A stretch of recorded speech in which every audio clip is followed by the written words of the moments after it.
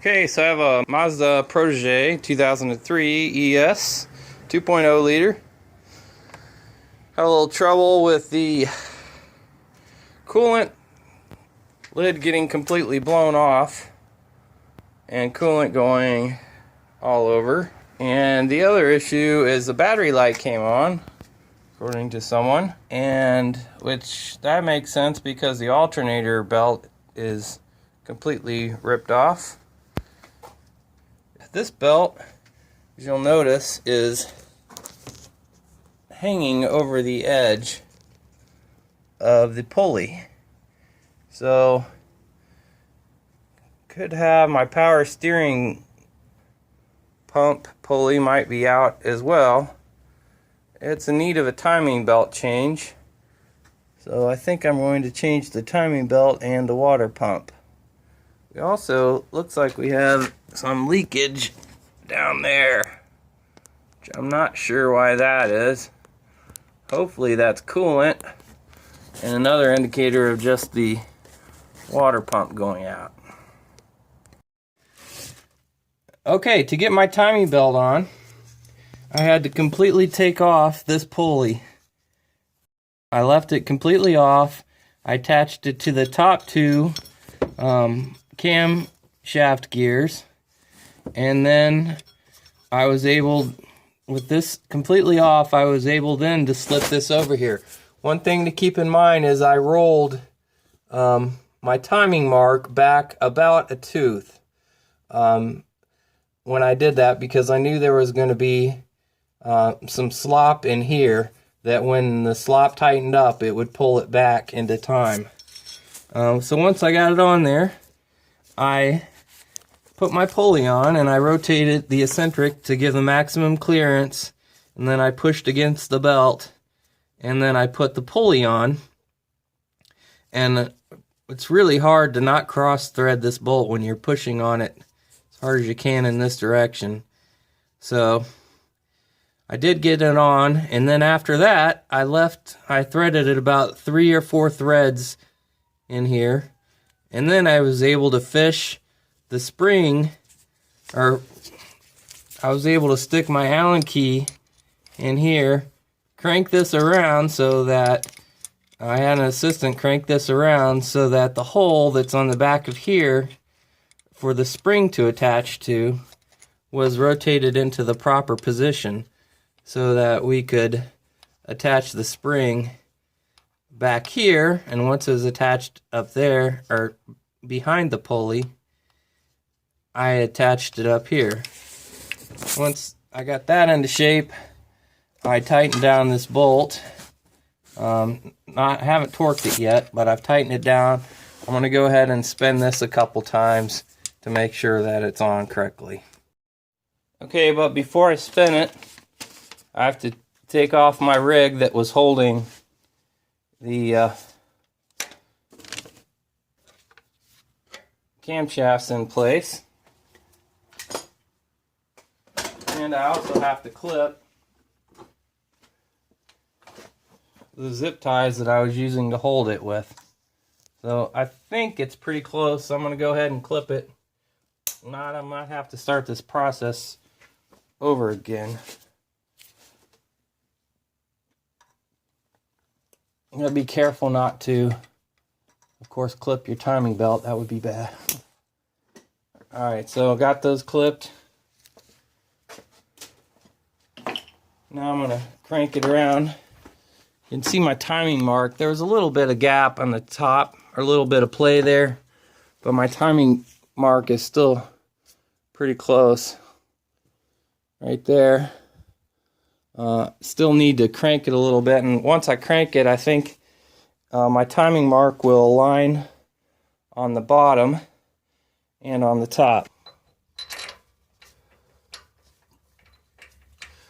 So usually what people do is they'll take a spacer and they'll stick it in here. It's usually like a nut or something, so you don't mess up your crankshaft bolt. Usually it's like an axle nut. Found my spacer, which has an axle nut off some Honda. So I put this in there. At least a thread and a half or so. Okay, so now I can crank it around a little bit. See what we got going on. Okay, the bad thing is I have my spark plugs in. I might have to take those out just to rotate this easily. Yeah, it's pretty tight. I'll take out my spark plugs.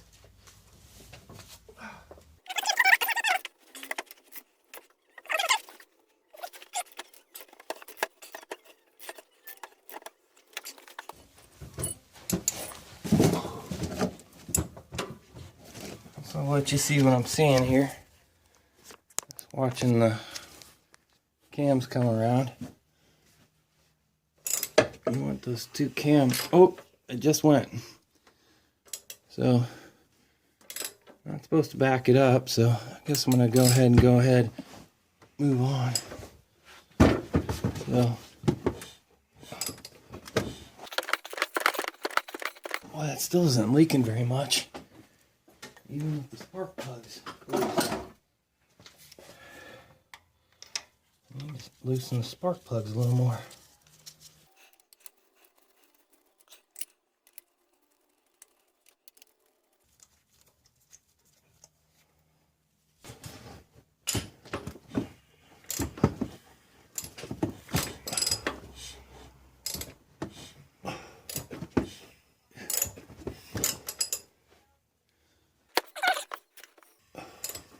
Oh, here it comes, right there.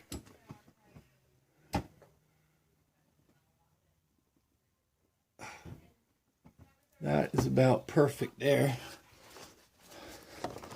Now I'll look at my other timing arc. See if I gotta try this whole thing again. And survey says, no, I don't. That is really good.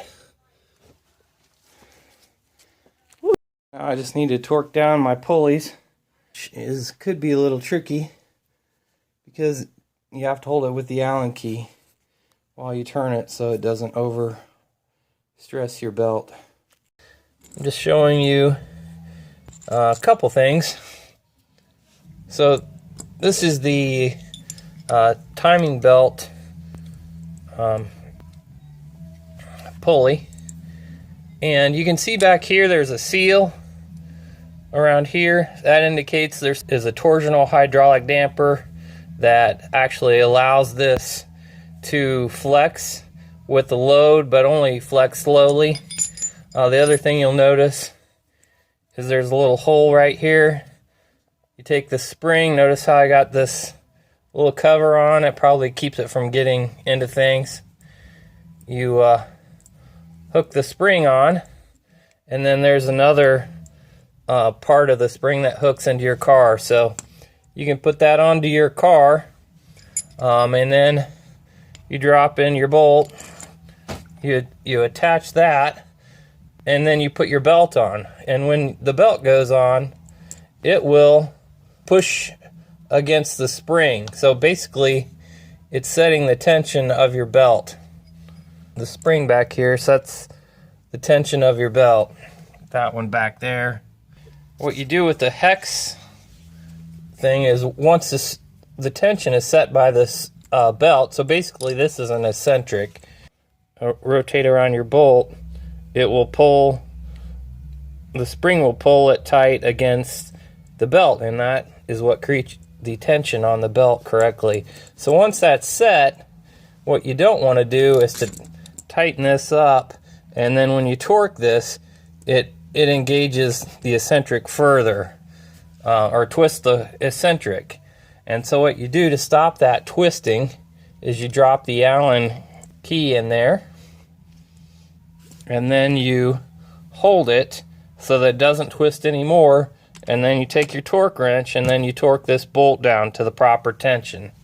So that's what that's for. Thanks.